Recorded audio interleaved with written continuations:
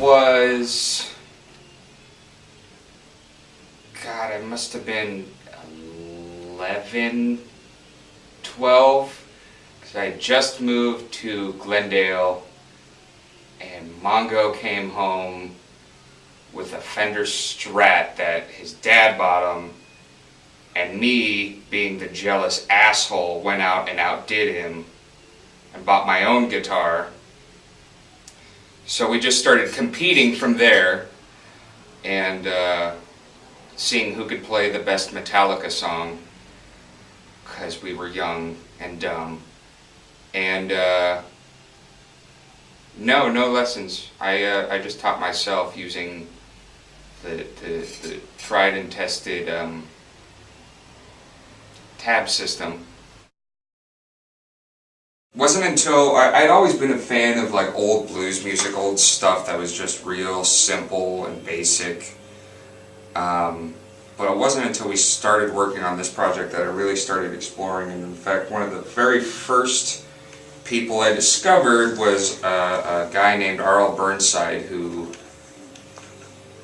died actually a few years ago, and he's real raw, a real dirty player.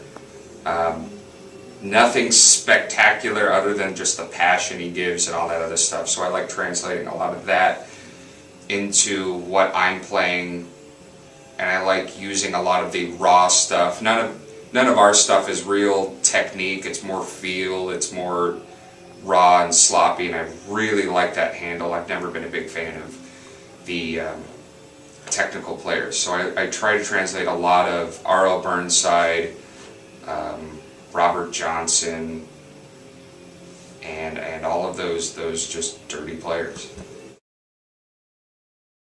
My first guitar was a BC Rich Warlock. Yeah, dude, I had the BC Rich Warlock. It was $100 at Guitar Center, and I went and I had my crap crate combo because I thought I was so awesome, and then you had to go get the Metal Zone pedal to make it just sound god awful, and then you were really good at playing Slayer. Grew up around my dad, who played bass in Surgical Steel, so I grew up around a lot of rock music and a lot of music and a lot of players, and so I had this weird rock royalty growing up, where I would always walk into a bar and people would be like, "Hey!" and then they were drunk, so that's what they were actually saying. And so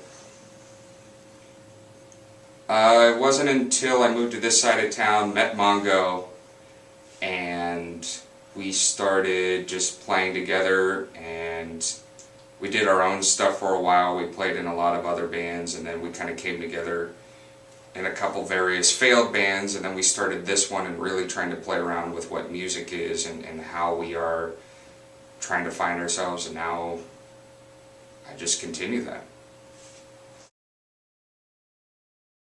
Heard about Atomic through our stage manager, Tim, and I met him on MySpace, and he kept begging me to come in, and I was of the, I think I was still back in my "we gotta be the heaviest thing ever" phase, and it didn't quite click, and then he forced me to come in, and then I was all about it. And then they worked on a beautiful guitar for me, and now it's all I play. This one,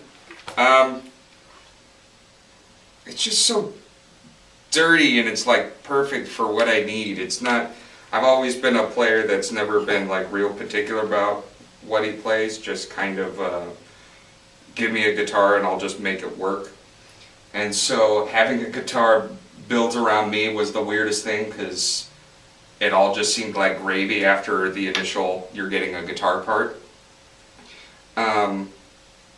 But I like that it allows me to do a lot of my unusual, unique techniques while being a normal guitar. The thing with my resonator is I can do all of that stuff.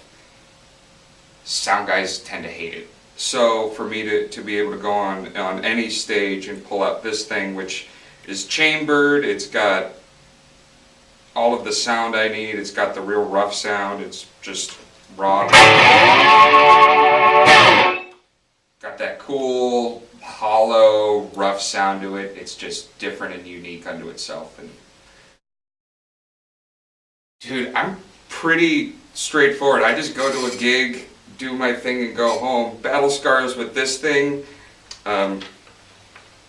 There's another YouTube video put on by Atomic where they sufficiently destroyed the crap out of this. Actually, I'll say that is probably the most scarring thing I've ever done, ever. Is having someone go, oh yeah, this is your guitar, take a screwdriver and just hammer it in, straight into the wood, watching the paint crack, watching them burn a quarter into the top of it as a what the hell, what else are we going to do moment. All these nice little wood chips, the proper spider cracking, the burn marks. Oh, I'm excited for the next one. I can't do that anymore. That's just too hard. Oh, there you go. Whoa. Hey, got the camera relic. Just focusing on Whiskey 6. We got a lot of stuff going on with the band. Just a lot of shows, a lot of big shows coming up. Possible tour with a couple of bands. We're doing t-shirts, getting that all ready, getting our merchandise up, getting Whiskey Chicks organized, getting so much stuff. It's a full-time job. Whiskey 6 is a full-time job. We definitely are working very hard to give people exactly what they want. We're going to go back in the studio here in a couple months, so once we release this next bit of tunes, which should be available mid-January, we'll have the next set of tunes ready to go, and we'll release that in a few months after that. Musical highlight was probably doing the gig with Slash at the Whiskey A Go Go out in LA. Just being in such an iconic place with an iconic person and have it being not just at capacity but over capacity to where no one was moving. And actually it's the first time that anyone's, I mean, we've only been around for a year, and that was the first time that anyone's really sang along with lyrics that I wrote. And to kind of feel that and have that experience with the audience was something that I'll probably remember for a very, very long time. You know, me and the guys, we worked really hard on all of this music and we're still trying to figure out exactly what Whiskey 6 is to not only us but to other people. We make sure that we're talking with fans, and you know, they can message us on Facebook off our website. They can talk to us directly. Yeah, we're just trying to figure this out. I mean, this is something that we're all extremely focused on. We're not worrying about anything else right now.